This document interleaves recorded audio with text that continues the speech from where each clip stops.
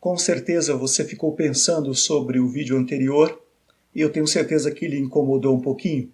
Até porque a sensação que tínhamos de obter vitória sobre o desejo de pecar, eu acabei com ele no vídeo anterior. Pelo menos eu disse para você de que vitória sobre o desejo de pecar não muda nada aos olhos do nosso Deus, Criador do céu e da terra.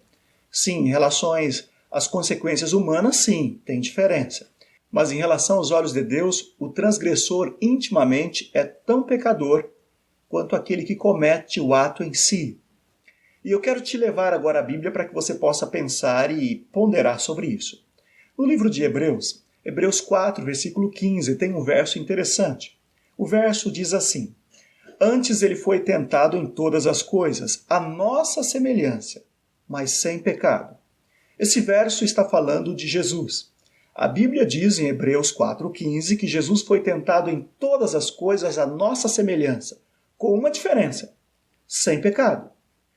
Então o verso deixa bem claro: Jesus foi tentado em todas as coisas, igualzinho a nós, a nossa semelhança, vírgula, sem pecado. Ele não cometeu pecado.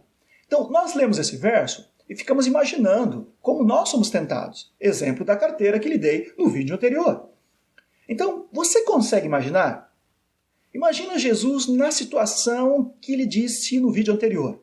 Ele encontra uma carteira, naquele tempo não tinha carteira, mas ele encontra uma sacolinha com algumas moedas de ouro e ele vê que na aba da sacola tem um nome escrito, ele conhece a pessoa, o proprietário, é um rico fazendeiro da região da Galileia, e ali existem algumas moedas de ouro. E Jesus pega aquilo e fica olhando para aquilo, abre e vê as moedas de ouro. Você consegue imaginar Jesus na situação que lhe disse no vídeo anterior, oscilando entre dois pensamentos? Não, né? Você não consegue imaginar. Sabe por quê? Porque isso nunca aconteceu. Jesus nunca pegou algo que não era dele e ficou oscilando entre dois pensamentos. Devolvo ou não devolvo? Devolvo ou não devolvo? Eu não tenho que devolver porque eu sou filho de Deus, eu preciso devolver. Não, mas poxa, essas moedinhas aqui vão fazer diferença no meu ministério, eu vou poder fazer algumas coisas muito boas no meu ministério. Você não consegue imaginar isso, nem eu. Você percebe? Você não consegue imaginar aquilo que você consegue imaginar com você não consegue imaginar na vida de Cristo. Cristo nunca foi oscilado entre dois pensamentos. Jesus sempre teve a convicção do que deveria ser feito e sempre obedeceu a Deus de coração, porque toda verdadeira obediência vem do coração. Mas o livro diz que Jesus foi tentado em todas as coisas. Pois é que o conceito que você tem de tentação é diferente do que a Bíblia diz que é a tentação. E nós somos enganados porque achamos que vencemos a tentação, enquanto, na verdade, estamos cometendo pecado. Pecado claro e nítido. Mas somos enganados pelo arqui-inimigo de Deus, de que apenas estamos sendo tentados. Até algum verso da Bíblia usando para embasar essa mentira, de que os passarinhos podem voar na nossa cabeça. A gente não pode impedir eles de voar na nossa cabeça. Não pode fazer ninho. Aonde que está escrito de que pensamentos impuros, pensamentos maus, podem passar na nossa cabeça sem nos contaminar a alma, sem nos colocar diante de Deus como transgressores de sua santa lei? Não, amigo. Desejo de pecar é pecado.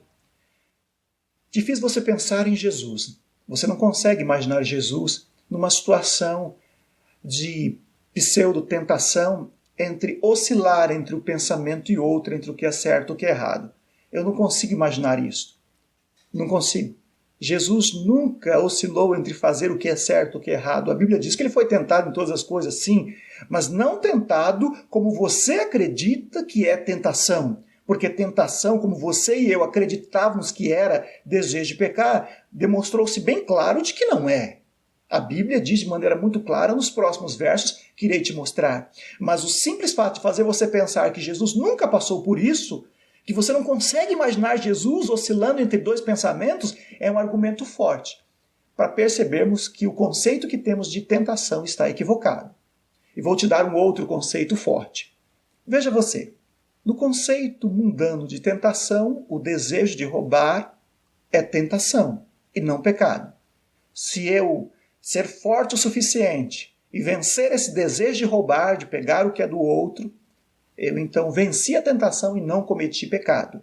Esta é a visão do mundo, tá? Deixe bem claro. Matar. A Bíblia diz, não matarás. Ora, o sexto mandamento, não matarás, ele diz bem claro, de maneira clara, que se eu matar alguém, matar uma pessoa, se eu tirar a vida dessa pessoa, estou condenado diante de Deus.